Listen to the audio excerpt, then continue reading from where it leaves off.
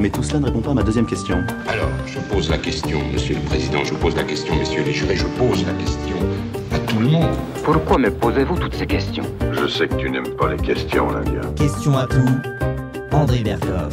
Ça fatigue pas toujours de poser des questions tout le temps? Ben, écoutez, si on ne pose pas des questions aujourd'hui, à Xavier Moreau, on se demande à qui on va poser des questions et pourquoi. Hein. Je rappelle, nous avons question à tout à Berkoff sur le vif. C'est notre motto. Alors, aujourd'hui, quand même, il y a deux rendez-vous importants, je le dis depuis hier. Il y a Zelensky, Volodymyr Zelensky, président ukrainien, qui est chez le président Macron à l'Élysée pour négocier. Négocier quoi? On va en parler. Et puis on a, nous, ici, Xavier Moreau. Xavier Moreau est Saint-Cyrien. Il est analyste politico-stratégique. Il est installé à Moscou depuis 16 ans et il se partage entre Moscou et la France. Et il est acteur de Stratpol, cette plateforme que je vous conseille d'écouter. Stratpol, c'est très intéressant par rapport à ce qui se passe. Et je rappelle que votre plus récent livre, Xavier Moreau, c'est Ukraine, pourquoi la Russie a gagné. Et on vous avait reçu pour cela. Mais alors aujourd'hui, c'est intéressant de voir ce qui se passe. On est à... Donc c'était février 2022, l'attaque de la Russie contre l'Ukraine. Nous sommes aujourd'hui en novembre 2025. Et où on en est? Alors d'abord, allez, on va peut-être, petite perle comme ça pour la légèreté de la chose. Écoutez, le ministre des Armées que le monde entier nous envie, Catherine Vautrin, voilà ce qu'elle a dit lors d'une conférence en marge de la réunion des ministres de la Défense le 14 novembre dernier, donc il y a quelques jours. Écoutez. Et le président Macron recevra d'ailleurs Monsieur Zelensky, lundi le 17 novembre à Paris. Voilà, écoutez, peut-être qu'on peut rappeler à Catherine Vautrin que Georges Zelensky, le dessinateur, a été massacré en janvier 2015. Vous voyez, ça fait un peu plus de presque 11 ans par les djihadistes, par deux djihadistes, les frères Kouachi. Bon, alors on peut dire... Ça arrive à tout le monde, elle pensait Zelensky, elle dit Volinsky, ça arrive à tout le monde, que celui qui n'a jamais fait ça lui jette la première pierre. En revanche, ce qui m'a amusé dans cette histoire, personne n'a répliqué. On était tellement, vous savez, c'est un ministre, et le ministre, on ne l'interrompt pas, donc personne n'a répliqué. Ça, c'est pour la petite bonne boue, voilà, juste un petit intermède. Mais maintenant, parlons alors et écoutons Volodymyr Zelensky, qui, le 16 novembre, annonçait ceci, puisqu'il partait pour la France. Écoutez. Nous travaillons à la livraison de plusieurs systèmes de défense aérienne pour renforcer notre aviation. Un deal majeur est en préparation avec la France. Et il va être finalisé très rapidement, j'en suis sûr. Ce sera historique. Alors, ce sera historique, dit Volodymyr Zelensky. Alors, ce sera historique.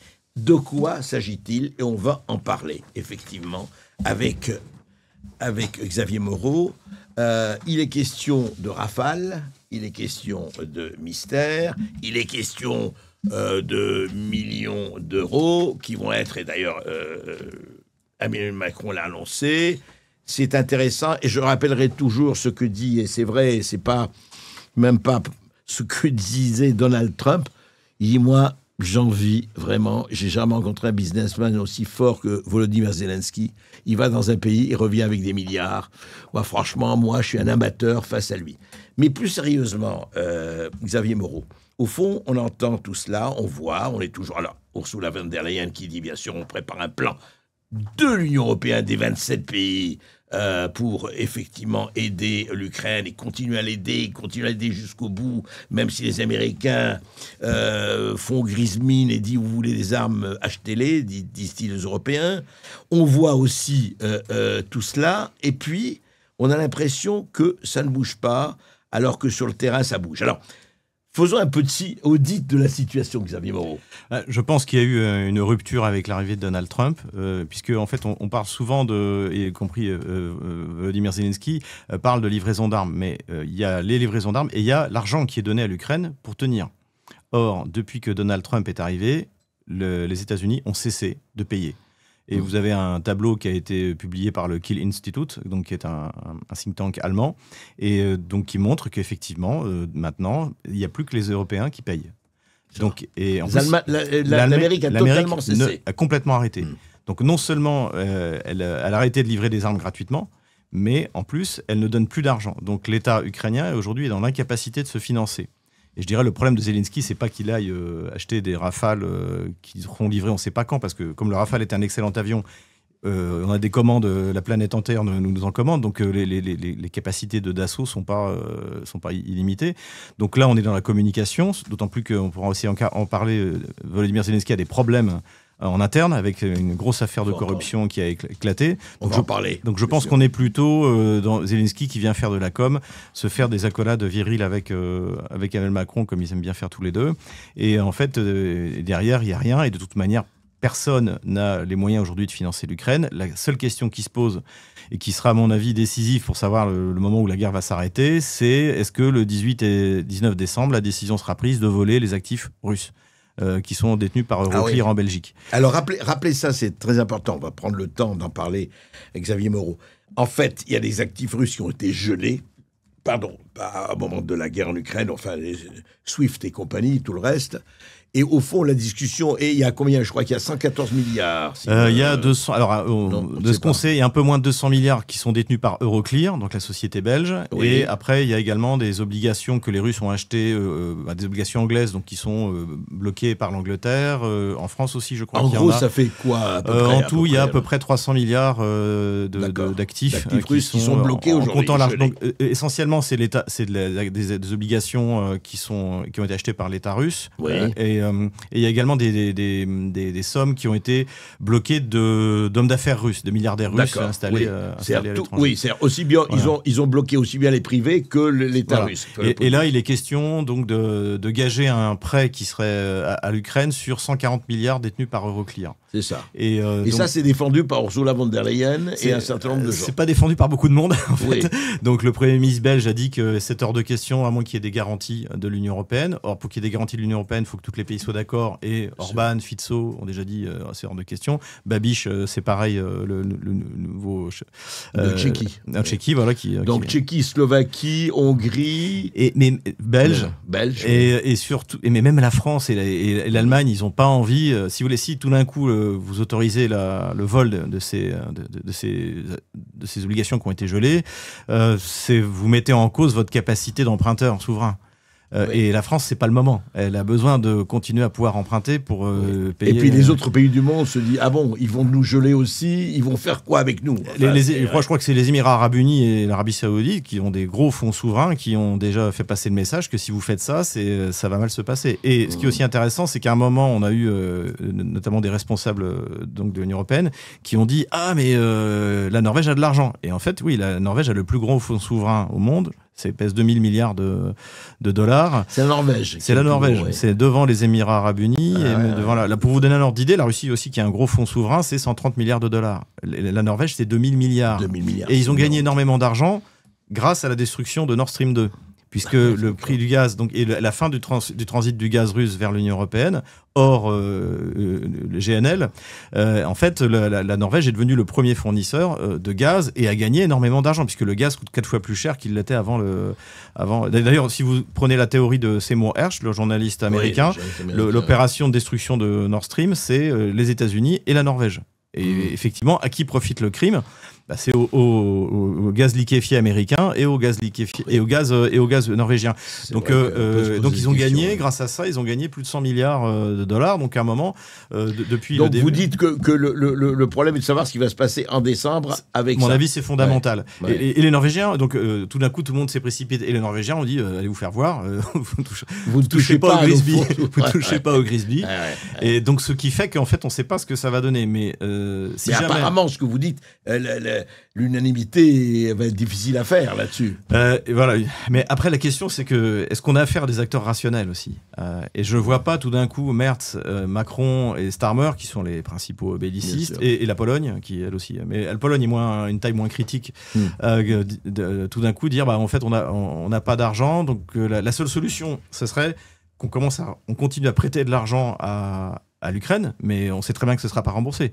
C'est ce que disait Thierry Mariani d'ailleurs. Il faut bien se rendre compte que tout l'argent qui a été prêté à l'Ukraine, ça ne sera jamais remboursé. Oui, on ne verra jamais la couleur de l'argent. Donc c'est difficile de demander aux Français de faire des efforts et en même temps d'expliquer qu'on va continuer à financer une guerre qui est perdue. Et réellement, à moins en même temps, en revanche, en même temps qu'un certain nombre de gens ont acheté un certain nombre de... Oui, mais regardez, on va recevoir le poulet ukrainien, et puis un certain nombre de gens ont acheté des terrains énormes en Ukraine. C'est pour ça que eux, ils ont intérêt à ce que ça s'arrête maintenant, parce que effectivement, vous avez des Monsanto et compagnie. Voilà, ils ont acheté ces terres particulièrement fertiles de Tchernozem. Le problème, c'est que les Russes, je crois, si j'avais fait le calcul, ils se sont déjà emparés de 30 000 km². Où il y a les terres rares, le Donbass et de terres cultivables. 30 000 terres cultivables. Les Russes contrôlent en comptant la Crimée, les Russes tiennent entre 120 et 130 000 km². Et de terres cultivables, donc au sud du Dniepr, à peu près, j'avais calculé 30 000 km². Mais c'est pas dit que les Russes vont s'arrêter là. Et de toute manière, toute une partie de ces terres dans lesquelles plus on attendra, plus ces terres seront polluées, notamment par des munitions, par des mines, etc.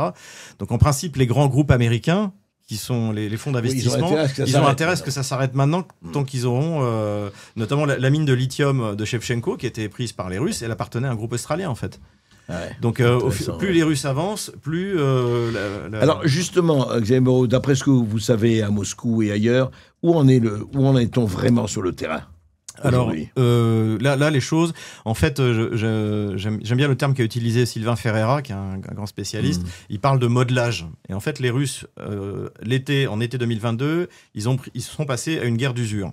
Ouais. Et donc, ils ont modelé la ligne de front de manière à ce que lorsque cette usure aura été atteinte, eh bien, ils vont pouvoir dérouler. Et on est à ce moment-là. C'est-à-dire que là, l'armée... Quand vous dites dérouler, ça veut dire... C'est-à-dire qu'en fait, ça va céder dans tous les sens.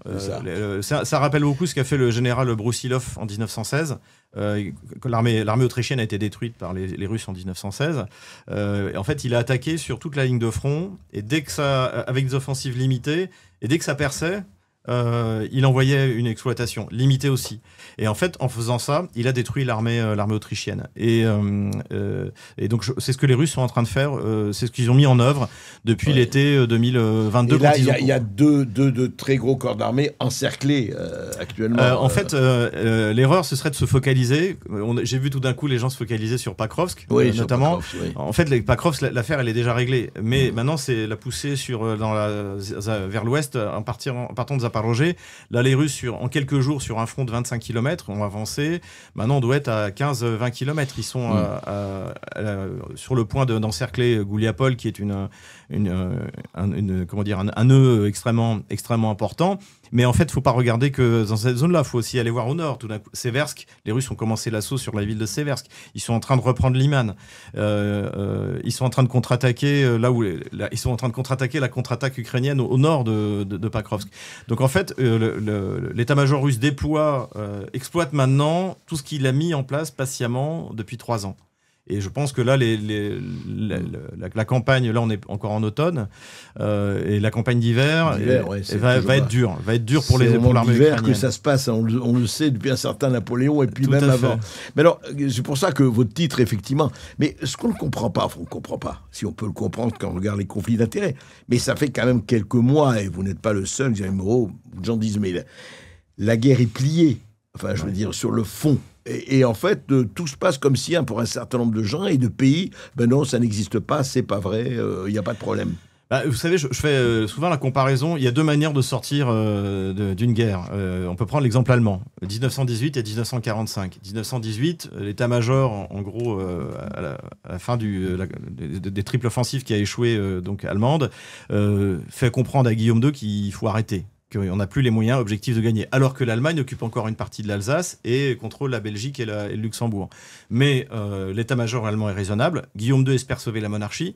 Donc, ils capitulent. Et donc la guerre s'arrête. Ça, c'est la manière rationnelle de le faire. Et vous avez la manière d'Adolf Hitler. C'est-à-dire que c'est le refus de la réalité.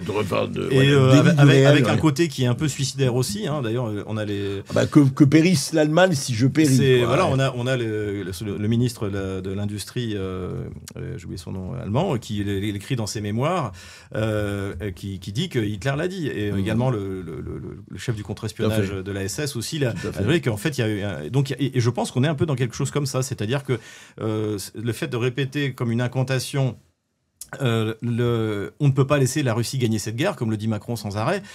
C'est pas qu'on peut ou on le veut. La question, moi, je voulais pas qu'on perde en 1870, vous voyez. Mais le problème, c'est qu'on avait perdu. Est-ce que je peux ou pas?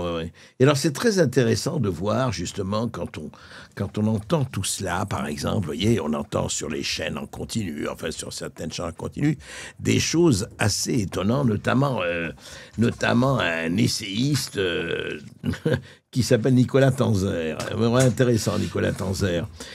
Voici, écoutez, un certain nombre de choses. Voilà ce qu'il dit, par exemple,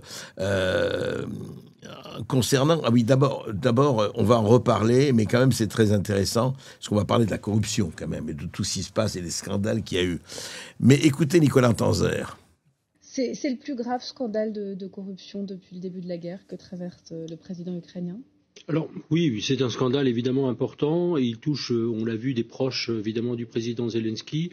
En même temps, il faut quand même rappeler un certain nombre de fondamentaux. D'abord parce que l'Ukraine est un pays, encore une fois, bien sûr, qui a un taux de corruption élevé. Il est 105e sur la liste Transparency International, 154 pour la Russie, il ne faut pas l'oublier, hein, donc il y a quand même une différence. Mais c'était un pays qui a progressé. Moi, je me souviens, quand j'allais en Ukraine dans les années 2000, puis dans les années 2010, on était à des autres niveaux de corruption. Aujourd'hui, il y a un progrès. Deuxièmement, vous voyez aujourd'hui que toutes ces affaires, évidemment, elles sont élucidées, elles sont sur la place publique. C'est ça qui est intéressant. Et c'est ça qui est intéressant. Voilà, elles sont sur la place publique, c'est intéressant. On va parler de cette histoire de corruption, mais je voudrais faire une autre intervention. Celle-là est intéressante par rapport à ce qu'on dit. Et cela, c'est intéressant parce que, voilà, on a entendu ça sur, encore une fois, c'était sur France TV, France Info. Écoutez, c'était le 14, là, il y a quelques jours. Écoutez Nicolas Tanzer à nouveau. Si nous voulons véritablement être du côté de l'Ukraine, pardon, mais je le répète depuis 3 ans et demi, il y a un certain moment où il va falloir s'engager directement. On ne gagne pas une guerre par procuration en ne la faisant pas. Alors ça, c'est intéressant, parce qu'on entend, depuis quelques temps, lui, vous voyez, Tanzer depuis 3 ans et demi, et puis d'autres, mais non, ça, c'est-à-dire quoi? En fait, il faut faire la guerre, quoi. C'est pas possible, on peut pas gagner par procuration.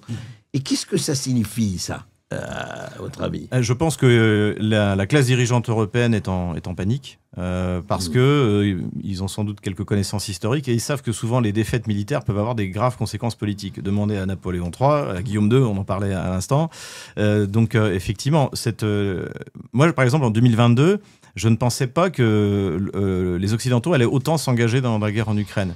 Parce que je me disais, mais la défaite ukrainienne va devenir la leur, puisque c'était mon calcul de potentiel, d'où les titres de mon bouquin. Les Russes sont certains de l'emporter. Et je me suis dit, mais donc ils vont pas le faire parce qu'ils sont rationnels. Et le problème, c'est qu'on n'a pas forcément affaire à des acteurs qui sont rationnels et bien informés, notamment sur l'économie russe. Mais, on va mettre à genoux l'économie russe, on se le rappelle. Hein, mais je pense qu'il en était convaincu lorsqu'il l'a dit. Et celui qui a créé les sanctions, le système de sanctions, c'était l'adjoint de Jack Sullivan qui était conseiller donc de la défense de Biden, qui s'appelle Sinjit Sim, c'est d'origine indienne. Et lui, il avait fait ses modèles mathématiques et il était certain, comme pour le Covid, que la Russie allait être à genoux. Ils en ont été persuadés, donc ils étaient mal informés. Ils ont exigé de leurs instituts des mensonges. Ils les ont obtenus. Ils ont fini par y croire. Ils ont obligé ils voulaient que la propagande c'est à usage externe. C'est pas pour soi. mais comment on en arrive à ce stade? C'est quand même étonnant. Ils sont pas tous quand même. Est-ce que c'est vraiment l'idéologie? On est dans une croisade. On est en dehors même. Je veux dire, je comprends qu'on puisse effectivement défendre les Ukrainiens, qu'on a envie, c'est une nation, etc. Mais il y a pas de problème. Mais de s'enfermer dans un déni de réalité, c'est quand même préoccupant. Je pense que ce sont des mondialistes qui ne connaissent pas le monde. Et moi, ce qui m'a frappé également, c'est ce que j'avais noté aussi dans mon livre, c'est que non seulement ils ne connaissaient pas l'économie russe, mais ils ne connaissaient pas non plus l'économie chinoise et indienne. S'imaginer que l'Inde et la Chine pourraient se priver des pétroles russes, c'était idiot. Si tout d'un coup, les prix du pétrole augmentent, pour la Chine, vous avez des régions entières qui font la taille de la France, avec 60 millions d'habitants, qui vont soulever, qui vont protester parce que c'est pas viable. Et c'est pareil pour la Chine. Et le ministre des Affaires étrangères d'ailleurs indien, Jaishankar, qui est quelqu'un de très brillant, elle a expliqué à Liz Truss à l'époque, l'a expliqué à plusieurs reprises, elle a dit nous on peut pas se permettre tout d'un coup de faire un croix sur 3 millions de barils par jour. C'est pas possible. Et donc le problème c'est que c'est comme si les Occidentaux, notamment les Européens, parce que maintenant avec Trump les choses ont changé, c'est comme si les Européens ne se rendaient pas compte que en 25 ans, la Chine a multiplié son PIB par 25, en gros. Et que donc, elle a un gros besoin d'énergie, que la Russie est le deuxième exportateur, c'est le troisième producteur, deuxième exportateur, donc on ne peut pas s'en passer. Et d'ailleurs, vous voyez par exemple les attaques sur les raffineries russes qui ont été largement surestimées, comme on l'a vu sur Reuters, vient de faire le bilan en fait. Mais le fait même on entend qu'il y a des raffineries qui sont bombardées en Russie, ça augmente le prix du carburant dans le monde entier. Oui, bien sûr. Parce que ça crée de l'incertitude sur les marchés. Donc, et c'est assez intéressant parce que ce sont des mondialistes qui nous ont vendu le néolibéralisme, etc. Mais on a l'impression qu'ils ne savent pas comment fonctionne le marché et ils ne connaissent pas les données économiques basiques, non seulement de la Russie, mais même de la Chine ou de l'Inde. Totalement étonnant. Ça fait... En tout cas, je pense que les manuels d'histoire se pencheront sur cet aveuglement qui est quand même à ce niveau assez hallucinant. Alors, je compare pas du tout l'idéologie nationale-socialiste et ce qui se passe maintenant, mais ce que j'appelle les pathologies comportementales du perdant, on les retrouve. Le croire à une arme magique, où là, un avion, on va livrer des rafales, ça va changer le cours de la guerre. Croire à une alliance magique, c'est-à-dire que, comme quand, je cite souvent l'exemple, quand Roosevelt meurt le 12 avril 1945, Hitler se dit, ça y est, c'est bon, l'armée américaine va se mettre avec nous et on va attaquer les soviétiques. Évidemment, ça ne se produit pas. Et au début, ils ont cru que la Chine allait choisir l'Occident contre la Russie. Ça, c'est quand même étonnant. Donc il y a ce que j'appelle la pensée magique. Donc, il y a une arme magique qui va tout changer, il y a une alliance magique qui va tout changer, et vous verrez que quand ils auront perdu, ils nous feront le coup de poignard dans le dos. La totale, quoi. C'est des pathologies. Ils nous ont trahis. Oui, il y a ce que j'appelle les pathologies comportementales du perdant, et ils nous les font tous. Et ou alors également ce discours, si jamais on perd, c'est parce qu'on ne veut pas vraiment gagner. Tenzer, c'est ça. Tenzer, c'est ça. C'est-à-dire qu'il faut y aller maintenant. Il faut y aller, mais on va y aller avec quoi? Avec qui?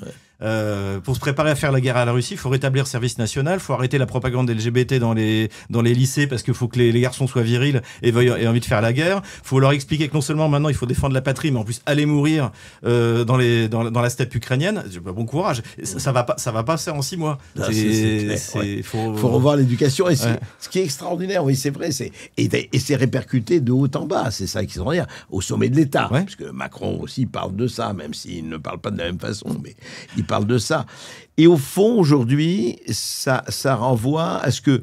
Alors justement, par rapport à l'Europe, alors on voit très très bien, effectivement, l'Europe, enfin, ceux que vous avez cités, les Orban, tout ça, même Mélanie prend un peu ses distances. Oui, elle est raisonnable, Mélanie. Elle est plus... Et surtout, elle est trumpiste. Donc en fait, elle fera ce que dit Trump. C'est ça, oui. Elle est Moscow-trumpiste, on peut dire. Mais alors justement, ça amène à quoi? Alors, vous qui vivez à Moscou, et au fond, aujourd'hui, comment c'est ressenti je dirais par les gens en Russie, à Moscou, ailleurs, la guerre. Enfin, pour ceux que vous voyez, Alors, il faut bien comprendre qu'à Moscou, vous ne la voyez pas, la guerre. Pas du tout. Pas du tout. Rien. Pas du tout. Vous le voyez qu'il y a une inflation, mais qui n'est pas non plus ce qui est décrit. Encore une fois, faire le plein de diesel coûte 2 fois moins cher qu'en France. Non, mais on trouve dans les attelages. Il y a tout. C'est ce qu'avait constaté Tucker Carlson lorsqu'il était venu. Il a dit en fait, il vit très bien. Et il y a aussi quelque chose. Je vais donner un exemple. Donc, par exemple, dans mon quartier, il y a un groupe WhatsApp de femmes de soldats. qui sont partis sur le front. Et ma femme participe, puisqu'en fait, ils envoient des trucs pour les régiments, ils nous font des quêtes, etc. C'est un peu comme pendant la Première Guerre mondiale. Hein. Et donc, mais là, ça passe par WhatsApp. Voilà, là, ça passe par WhatsApp. Et donc, j'en parle avec ma femme. Je me dis, quelle est l'atmosphère? Elle me dit, il y a des gens qui sont tristes parce qu'il y en a qui ont déjà perdu leur mari ou leur fils. Certains sont blessés, d'autres ont disparu. Et je lui dis, mais et donc, elle me dit, en revanche, tous, ils veulent aller jusqu'au bout. Maintenant, la mentalité, c'est même ceux qui ont souffert de la guerre, on a fait des sacrifices. Donc, c'est pas pour remettre le couvert dans 5 ans. Donc, maintenant, on va jusqu'au bout. Et Poutine aurait des problèmes s'il faisait des concessions par rapport aux exigences officielles. Il aurait des problèmes avec la population russe. Parce que maintenant, ça y est, ils sont passés en mode guerre, comme disent les jeunes. Et notamment, l'exemple de ces femmes de soldats, c'est qu'ils vont se battre. Ils veulent que l'affaire soit réglée par une victoire et qu'il y ait un traité et que l'affaire ukrainienne soit définitivement réglée pour les 100 prochaines années. Alors justement, Xavier Moreau, qu'est-ce qu'on entend à Moscou de la part, nous on lit aussi, parce que là, mais c'est toujours que, comme disait Tinzer, oui, mais vous voyez là, oui, il y a eu la corruption chez les amis, etc. Mais quand on va dans le détail, c'est quand même assez hallucinant, parce que les chiffres sortent. D'abord, les acquisitions de Zelensky, de ses amis un peu partout, hein, de l'Amérique du Sud à Israël, en passant par l'Amérique du Nord, etc. L'histoire, le dernier scandale, il y a eu les Pandora Papers d'abord, hein, il faut le rappeler, et c'est quand même, ça a l'air énorme. On a l'impression là que d'un coup, on soulève le couvercle. La question, en fait, c'est ça. Ça, c'est le meilleur d'Ifrené, c'est que tout le monde le sait que Zelensky est corrompu. Les Pandora Papers, c'est l'automne 2021. Oui, c'était avant l'invasion. C'est comme là, soit qu'on assiste, c'est ses proches. Donc, qui était dans son Quartal 95, là, sa société. Donc, qui ont acheté, les Pandora Papers, c'était des achats immobiliers à Londres. Donc, 2 ans après, c'était en plus 2 ans après son élection, où il avait promis la corruption, etc., comme tout le monde en Ukraine. Et là, c'est pareil. C'est-à-dire que celui qui s'est enfui, ils sont 2. Il y en a un qui s'est enfui en Israël, l'autre s'est enfui en Turquie. Juste avant la perquisition, c'est des proches de Zelensky qui travaillaient avec lui. Ils travaillaient avec lui à l'époque où il était un comique. Ah oui, d'accord. Il les a fait venir. Quand il était vedette de télévision, il les a etc., fait venir pour organiser le racket des prestataires de la défense. Et surtout, l'autre scandale, c'est l'énergie. C'est-à-dire qu'il y a beaucoup d'argent qui a été donné pour maintenir le système énergétique en Ukraine, qui aujourd'hui en plus subit des bombardements russes. Donc le ministre de l'énergie a démissionné, le ministre de la justice a démissionné. Auparavant, il était ministre de l'énergie, pardon. Et quand il est passé à la justice, il a fait nommer sa maîtresse à la tête du ministère de l'énergie. Donc ce que je veux dire, c'est que ça, tout le monde. C'est sa maîtresse qui est actuellement ministre de l'énergie. Alors maintenant, ils ont démissionné. Maintenant, ils ont démissionné. Donc ce que je veux dire, c'est que et ça, tout le monde le savait. C'est pas nouveau. Ce qui est nouveau, c'est que visiblement Trump a lâché les chiens. C'est-à-dire que qui aujourd'hui, parce qu'on dit oui, la preuve l'Ukraine fonctionne bien, c'est qu'il y a une lutte contre la corruption. La preuve. Sauf que la lutte contre la corruption, elle est menée par une structure qui s'appelle le NABU, qui est contrôlée par Washington, qui initialement était mis en place par Biden pour faire en sorte que son fils, qui était donc au bord de Burisma, ne soit pas inquiété, que la lutte anticorruption soit tout à fait. Dans le bon sens. On se rappelle de ce formidable épisode. C'était où Biden avait appelé le président Poroshenko pour lui dire « faut que tu sauves mon fils, sinon tu vas voir ton milliard, tu l'auras pas ». Et il avait eu la tête du procureur Shokhin, sachant que le procureur général en Ukraine, il est élu par le Parlement. Et à la place, il avait nommé un proche de Poroshenko qui n'avait fait aucune étude de droit, qui n'y connaissait absolument rien, qui était bête comme ses pieds. Mais et Biden était très content. Et il s'en est vanté. Biden s'en est vanté dans une conférence qu'il a donnée. Et il a même été vulgaire quand il a parlé du procureur Shokhin qui avait fait partir. Il a dit ce son of a bitch. Voilà, c'est ça. Et donc aujourd'hui, le NABU, en fait... le NABU, il est contrôlé par Washington. Aujourd'hui, il y a qui à Washington ? Il y a Trump qui veut, je pense, vraiment arrêter la guerre, mais qui a face à lui des Européens et Zelensky qui ne veut rien entendre. Et donc, tout d'un coup, ce que tout le monde sait, c'est que Zelensky est corrompu, ses ministres sont corrompus, son entourage est corrompu. Et le NABU, que Zelensky a essayé de faire fermer en août dernier, si vous vous souvenez, en l'été dernier.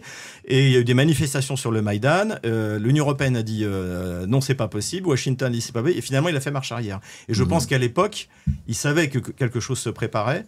Je pense aussi qu'il y a de la vengeance de Kolomoïski, qui est un oligarque qui a été son parrain à la télévision. Voilà, son patron même à la télé. Tout à fait. Ça, ouais. Et donc, qui est en prison, que Zelensky a mis en prison. D'ailleurs, il a fait quelques déclarations qui disant. Donc, en fait, la question fondamentale, et c'est pour ça que vous l'avez bien posé, c'est pourquoi maintenant? Et moi, je pense que c'est Trump. Je pense que Trump a dit, il y en a marre de ce type-là. Et je l'avais dit de toute manière, quand Trump est arrivé au pouvoir, j'ai dit, Trump n'a aucun moyen de pression sur la Russie. En revanche, il a tous les moyens de pression sur l'Ukraine. Le financement, l'armement, et il sait où est l'argent. Oui, en plus. Et donc c'est pour ça que quand Tenzer dit, ça prouve que le système fonctionne mal. C'est-à-dire que si le Naboo n'était pas contrôlé de l'étranger, il n'y aurait jamais aucune investigation. Mais alors, ce que je vois, à votre avis, comme ça, on ne va pas faire de prédiction quand même, Xavier Moreau, mais est-ce que aujourd'hui, ça peut encore durer, parce que qui empêche, est-ce que ça peut encore durer des mois, voire des années, alors que effectivement tous les signes sont là, à bas bruit, et là ça au bruit, parce que pendant ce temps-là, des milliers de gens meurent pour rien, il faut le dire, il faut le rappeler, des milliers de gens qui meurent pour rien. Et est-ce que ça peut encore durer? Ce qu'on ne voit pas, au fond, Zelensky s'accroche parce qu'il y a les Européens qui lui disent rester. Ce qu'il aurait pu se dire aussi, bon, ben voilà, maintenant je m'en vais, négocier son exfiltration, etc. Or, non. Je pense que c'est ce que Trump veut obtenir de Zelensky. C'est-à-dire, il a lâché les fauves, et maintenant, il faut partir. Et après, alors je pense que chacun a son candidat. Les Anglais veulent mettre Zaloujny, qui est ambassadeur d'Ukraine, l'ancien chef d'état-major à Londres. Mais je pense qu'effectivement, Washington veut se débarrasser de Zelensky en se disant que ça va débloquer la situation. Mais c'est vrai que Starmer, Macron et Merz, eux, ont une hantise, c'est la défaite. Parce que, comme je l'ai dit, la défaite de l'Ukraine, ce sera leur défaite à eux. Parce qu'ils se sont tellement investis. Ils se sont enfermés. Ils se sont enfermés là-dedans. Ils sont dans le bunker. C'est ce que j'appelle le bunker. Ils sont dans le bunker et ils refusent de voir la réalité et ils ne savent pas comment en sortir. Donc, après, je pense que Poutine est suffisamment habile pour faire en sorte qu'il ne perde pas trop la face. Oui, c'est ça. En fait, après, c'est voilà. De face, j'ai bon espoir que 2026 soit l'année de la fin des combats. L'année de la fin de. Ouais. Oui, après, comment ça va se passer? Quel traité de paix sera mis en place? Juste une chose. Alors, comment on dit? Alors, pourquoi?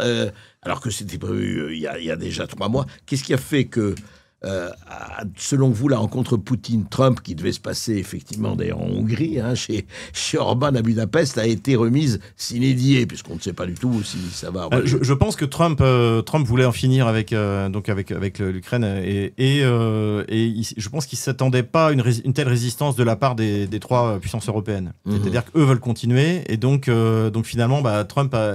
Même si Trump commande, il peut pas faire contre. Bien sûr, il est obligé d'avoir, d'où je pense l'opération anticorruption contre Zelensky. Mais malgré tout, pour moi, ce qui s'est décidé à Anchorage est en train de se dérouler.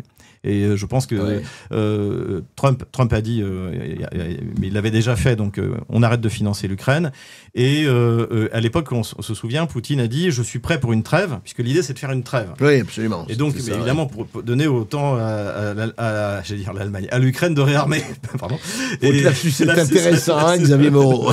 et donc, en fait, Poutine a dit d'accord pour une trêve, mais d'abord, vous retirez des nouveaux territoires, c'est-à-dire rendre la Kherson. Ce que Poutine n'acceptera jamais. Si Zelensky fait ça, c'est sa mort politique. Donc, mais ils vont arriver à un moment où ils n'auront pas le choix. Et de toute manière, quand vous regardez l'évolution du front, la région de Lugansk est totalement sous contrôle. Donetsk, une fois que Pakrovsk sera tombé, on va avoir un encerclement. L'offensive sur Zaporozhye, si elle continue à cette vitesse-là, ce sera réglé. Il restera plus que Kherson, en fait, finalement. Et donc, il va arriver un moment où ce que Poutine demandait pour une trêve, l'armée russe l'aura quasiment obtenu. Après, il ne faut pas que les Russes, ça aussi le risque, augmente leur... Oui, et puis qu'il y ait des fins. Parce que je pensais à Odessa. Est-ce qu'ils vont aller jusqu'à Odessa? Et surtout, en principe, si on analyse comment les Russes s'y sont pris, c'est le référendum. C'est-à-dire que en septembre... comme ils ont fait en Crimée. Donc ils considèrent... Et comme ils ont fait en septembre 2022. C'est-à-dire les Russes estiment que quand ils contrôlent 70% d'une région, ils peuvent faire un référendum et que si le référendum est valide, ils peuvent réunifier... C'est la démocratie à la russe. Voilà. Bon, soyons clairs. J'étais observateur, je le rappelle. Dans le Donbass, les gens étaient enthousiastes. Mais le problème, c'est pas ça. Mais je comprends très bien qu'on conteste. De toute manière, finalement, c'est les armes qui vont décider. Mais aujourd'hui, vous regardez l'avancée russe dans la région de Kharkov. Si les Russes réussissaient, par exemple, à encercler la capitale, à contrôler l'essentiel de la région, ils déclenchent un référendum. 90% des habitants de la région vont voter pour le rattachement. Donc, boum, une région de plus. Donc, vous dites que on peut espérer, en tout cas qu'en 2026... l'arrêt des combats. L'arrêt des combats, au moins. Je veux dire que... L'arrêt des combats et le début des négociations. Je pense que c'est quelque chose de réaliste. Et alors, Xavier Moreau, retournons vers notre chère et vieille Europe. Tout ça, au fond, une fois à supposer que ça se passe comme ça et que peut espérer arrêter le nombre des morts et arrêter tout cela, qu'est-ce que ça donne comme conséquence sur l'Europe? Parce que l'Europe en sort affaiblie, en sort quand même une créature de coulisses. On sent que la maîtrise n'est plus là, en tout cas qu'elle ne pèse plus sur les événements. D'ailleurs, c'est pas vrai uniquement. On voit très bien ce qui se passe au Proche-Orient et ailleurs. C'est quand même assez. Le constat est quand même assez terrible. C'est le grand déclassement, surtout que l'Union européenne s'est construite sur 2 promesses, la paix et la prospérité. La paix, on est rentré dans une guerre qui ne concernait pas un des membres de l'Union européenne, ni même de l'OTAN. Et la prospérité, il suffit de regarder ce qui se passe en France et même en Allemagne, avec la désindustrialisation. Donc c'est un échec complet. Mais pour l'Europe en général, c'est peut-être le début du renouveau. C'est-à-dire une Europe qui intègre la Russie. Et moi, ce qui me fait peur aujourd'hui, c'est que je vois qu'en Allemagne, il y a une véritable opposition au gouvernement pro-guerre, donc une opposition anti-guerre. Soit à gauche avec Sarah Wagenknecht, qui pèse un peu moins de 5%, et surtout l'alternative für Deutschland, avec Alice Weidel. Et eux, en fait, si jamais ils arrivent au pouvoir, et il en est de plus en plus question, parce que Merz peut très bien échouer, et on a une nouvelle coalition qui soit CDU-AfD, et dans ce cas, ça veut dire que l'Allemagne va se précipiter dans les bras de la Russie, et ils vont créer un bloc continental extrêmement puissant, et nous, parce que nous, on n'a pas d'opposition anti-guerre au Parlement français, je suis désolé. Il n'y a rien. Il n'y a rien, en fait, il n'y a rien. Voilà, c'est aussi simple que ça, il n'y a rien. Et donc, en fait, nous, on va se retrouver complètement isolés sur notre flanc atlantique. Et donc, la nouvelle Europe, en fait, qui intégrera la Russie, va se construire sans nous. Et avec l'Europe centrale, une partie de l'Europe centrale, l'Allemagne. Exactement. Et l'Europe centrale, la plupart les élections en Roumanie ont été truquées, mais sinon le pays aurait basculé. La Tchéquie vient de basculer. La Slovaquie, elle a déjà faite. Orban, a priori, j'en parlais avec Gibelin, qui est le spécialiste français de la Hongrie, me dit que Orban devrait l'emporter. En plus, là, il a de l'énergie pas chère. Il a fait un sans faute avec très Trump. Fort, donc en fait l'Europe de l'Est elle est prête à être raisonnable. Et à part la Pologne, mais la Pologne c'est un peu un cas particulier.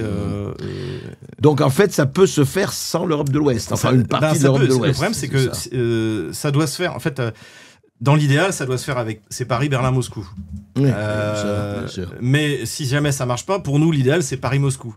Mais le problème, c'est qu'on n'a personne pour construire une nouvelle diplomatie. Paris-Moscou. Voilà. Et aujourd'hui, ce que je vois en revanche, c'est qu'en Allemagne, vous voyez l'alternative für Deutschland, ils sont en train de monter. Et mais même du côté anglais, Farage, qui a toujours une position très modérée, s'il y avait des élections demain, c'est un raz-de-marée.